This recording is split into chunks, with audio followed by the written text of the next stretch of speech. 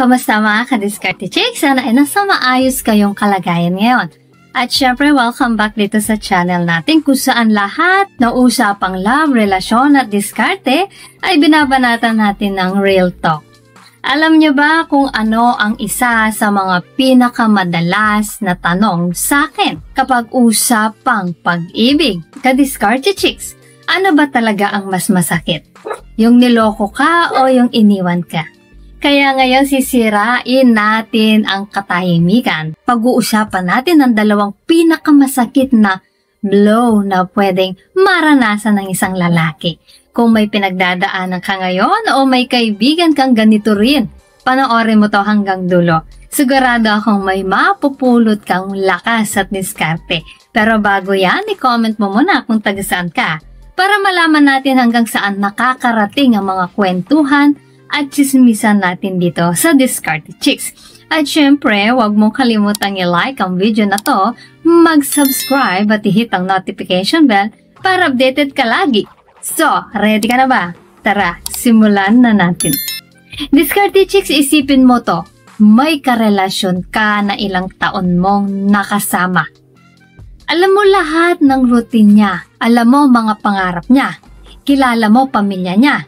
Isang araw nahuli mo, may ka-text pala sa gabi, may kausap pala sa labas, o kaya bigla na lang nag-pack up at umalis, walang paliwanag. Alin sa dalawang eksenang yan ang mas masakit para sa'yo? Kung ikaw ang nasa ganitong sitwasyon, ka-Diskarte Chicks, i-comment mo yan, mamaya, malay mo, may mapulot kang payo sa iba rin nating manonood. Unahin natin ang niloko ka. Para kang tinraidor, yung tiwala na ilang taon mong hinulma, parang kristal na nabasag sa harap mo. Ang sakit kasi, hindi lang puso ang tinamaan, pati pagkatao, ego at self-worth mo. Sa psychology, tinatawag yan na betrayal trauma. Masakit kasi yung taong inaasahan mong safe space mo, siya pa pala mismo ang mananakit sa'yo. Sabi ni Epictetus, you can control your choices, not other people's. Kahit anong gawin mo, kung pipiliin niyang manloko, choice niya yon. Hindi mo kasalanan. Masakit man, pero dito mo makikita kung gaano ka kalakas. Kaya mong piliin kung paano ka babangon. Pwedeng magalit, pero pwede mong piliin na hindi ka bibitaw sa sarili mong values. Ka-Diskarte Chicks, real talk. Minsan mas masakit pa ang emotional betrayal kaysa physical pain. Kaya huwag mong ikahiya kung nasasaktan ka. Normal yan. Pero huwag mo ring hayaang ikulong ka nito. Ngayon naman, yung iniwan ka, iba ang tama nito. Wala kang nahuli, walang third party. Pero bigla na lang siyang nagdesisyon na hindi ka na kasama sa future niya. Hindi betrayal ang tama, pero rejection. Para kang hindi pinili. Minsan mas masakit to kasi wala kang closure. Parang binuksan ka tapos iniwan kang nakabukas. Sa psychology, ito'y tinatawag na abandonment wound. Masakit kasi nagigising yung takot natin na hindi tayo sapat. Ka-Diskarte Chicks, mahalagang tandaan, ang ibang tao may sariling landas at may karapatan silang pumili ng hindi ikaw. Hindi mo kontrolado yun. Ang kaya mo lang kontrolin ay ang halaga mo sa sarili mo at ang susunod mong gagawin. Kapag iniwan ka, normal na mag-self-blame. Pero tandaan, ka-Diskarte Chicks, ang pag-alis ng tao ay hindi automatic na ibig sabihin may mali sa'yo. Pwedeng may pinagdadaanan siya, pwedeng hindi na kayo align, at minsan blessing in disguise yan. Pero sa mas magandang future mo, kung titingnan mo, pareho silang masakit pero magkaiba ng tama. Ang niloko ka, sakit ng pagtataksil at pagwasak ng tiwala, at ang iniwan ka, sakit ng rejection at abandonment. Kadiskarte chicks, focus on your character, not on the actions of others. Kaya tanungin mo sarili mo, anong matututunan ko rito? Paano ko palalakasin ang sarili ko? Halimbawa, kapag niloko ka, pwede mong i-practice ang discipline. Huwag agad sumagot ng galit. Bagkus mag-take ng step back.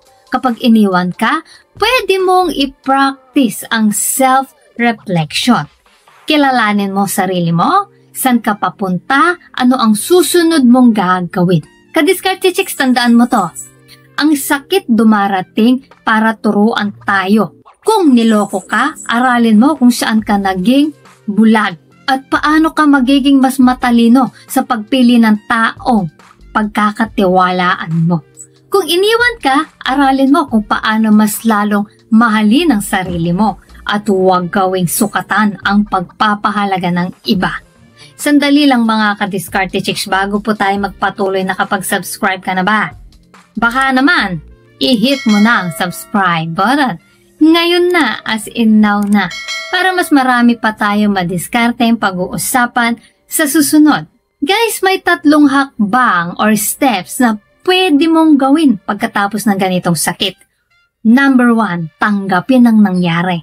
Huwag mong i-deny, huwag mong i-bottle up. Natural lang na masaktan. Number 2, mag-self-care at mag-grow. Gumawa ng mga bagay na nakakaangat sa'yo. Workout, bagong skill, bonding at pamilya at kaibigan. Pangatlo, mag-set ng boundaries at standards para sa susunod. Mas malinaw na kung ano ang kaya mong tanggapin at hindi mo na uulitin ang parehong cycle. Ito ang tunay na diskarte ng lalaking matatag, hindi takas, kundi pagharap at pagbangon. Kahit alin sa dalawa, betrayal man o abandonment, gamitin mo yan bilang gasolina para maging mas maayos na tao, hindi bitter. So kadiskarte chicks, ikaw, anong mas masakit para sa'yo? Yung niloko ka o iniwan ka? I-comment mo nga sa baba para mapag-usapan natin. Malay mo, may matulungan pa tayong iba.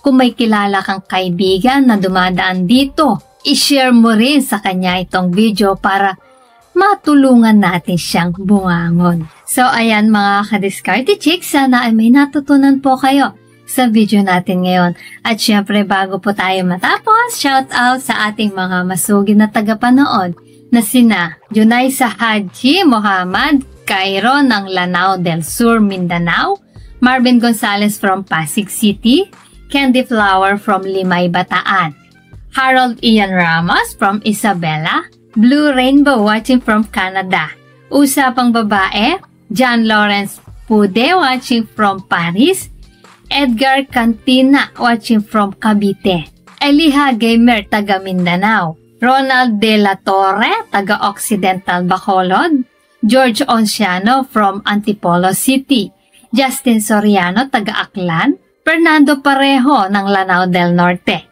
Isidro Berano watching from Zamboanga City, Reynato Fronda ng Cagayan Valley, Alex Padelino taga Samar, Reynante Enriquez from Romblon, Jim Asia ng Bicol at kay Pogi ako ng San Juan, Batangas.